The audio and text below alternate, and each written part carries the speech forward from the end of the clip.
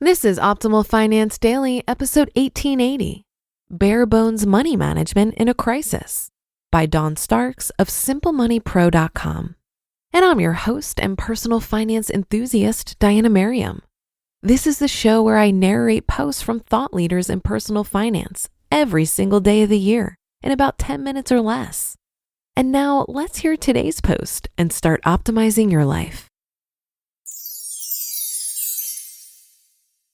Bare Bones Money Management in a Crisis, by Dawn Starks of SimpleMoneyPro.com. Last week, I shared some ideas our family is using to cut our budget during this economic crisis. This week, let's address loss of job or self-employment income as a result of the COVID-19 induced economic downturn and how you should think about money management in a crisis. Here's a checklist of steps to take or resources to investigate if you're in dire straits financially. This information presumes you live in the United States, but likely other countries have similar programs. Be proactive. When a crisis hits, it's easy to freeze and not know where to start to remedy your situation. It's ideal for you to be as proactive and focused as you can be in this time of stress. Sitting still and hoping things will work out is not a plan that is destined for success. Instead, evaluate your situation and then make a plan. The following list of items will get you started. Check your benefits. Does your employer offer any job placement services? And what about your health insurance? Get as much information as you can about benefits that might help you immediately, as well as premium cost information for transitioning your health insurance to COBRA. Apply for unemployment, but be sure to wear your patience pants. The waits are long and the unemployment system is frustrating. Instead of getting angry and upset, expect long waits and the possibility that it might take days or weeks to get your claim filed. Have your beverage of choice handy, as well as something to do while you wait. After you file for your state's benefit, don't forget to apply for the federal unemployment benefits now offered under the CARES Act. If eligible, apply for the Supplemental Nutrition Assistance Program, SNAP. Check out nonprofit debt counseling. Your local community may have a nonprofit agency that provides debt and money management assistance. If you reside in the western counties of North Carolina, go see the folks at On Track Financial Education and Counseling. They are compiling excellent resources for the COVID-19 crisis. You might have a look even if you aren't a North Carolina resident. I cannot say this enough. If you need assistance with paying your debts, seek a nonprofit agency to help, not a paid service. If you're considering a paid service, vet it out with the National Foundation for Credit Counseling. Determine if you're eligible for mortgage or rent relief. If you're a renter, ask your landlord about the option to pay less or forego rent payments for a month or two. Be very careful here and get everything in writing. If you're a homeowner with a mortgage, reach out to your lender to see what options you might have. Clarify student loan relief. Be careful here too. Federal student loans have payment forgiveness through September. Be sure to check.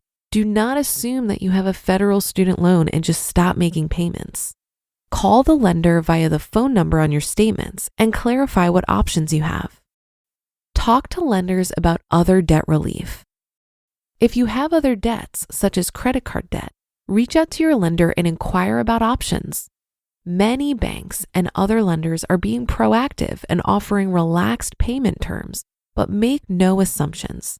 Call and find out what your lender says, and make sure you get everything in writing.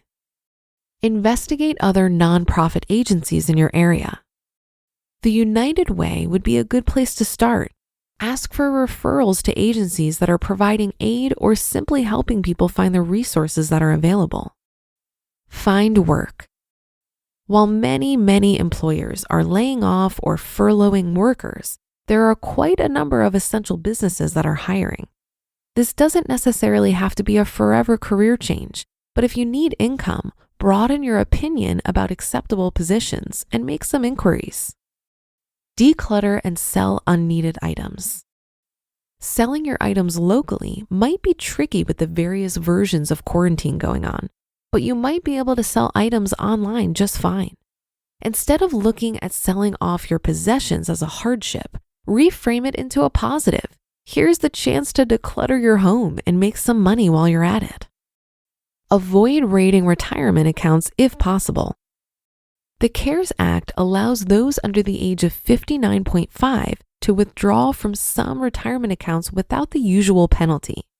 Think long and hard before going this route. While you do have a window in which you could put the distribution back in to make yourself whole again, it's not advisable to raid your retirement account.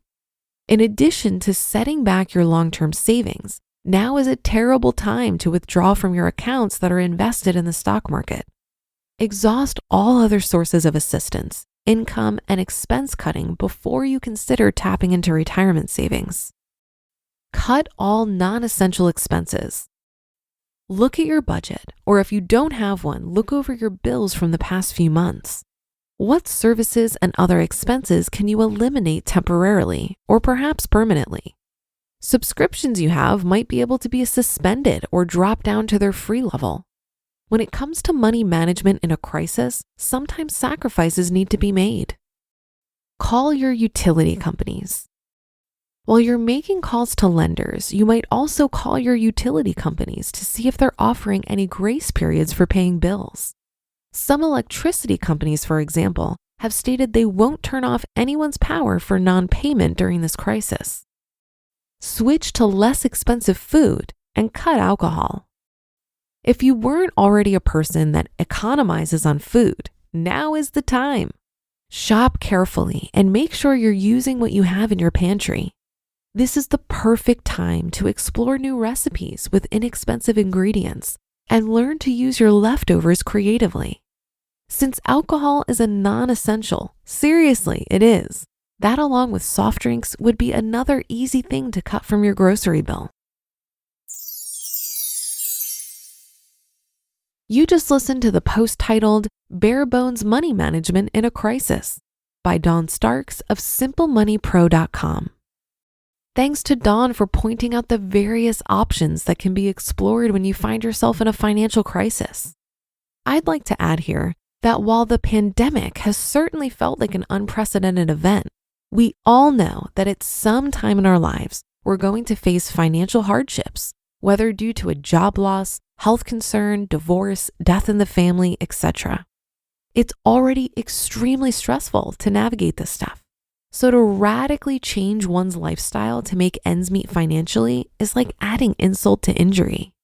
Money comes and goes. So I think that it's important that when we do have adequate income, we prepare ourselves for the inevitable by saving and investing as much as possible. And part of this preparation is simply building awareness. Have an intimate understanding of how much you have and the bare minimum essentials you need to cover, known as a bare bones budget. Track your income and spending diligently and make note of trends. When you're not worried about money, what do you spend on? And if you really needed to reduce spending, what would get cut from your budget first? I think in tough times, we need to have a clear head in order to get creative about solutions. And so knowing your numbers inside and out will be one less thing to figure out when disaster strikes.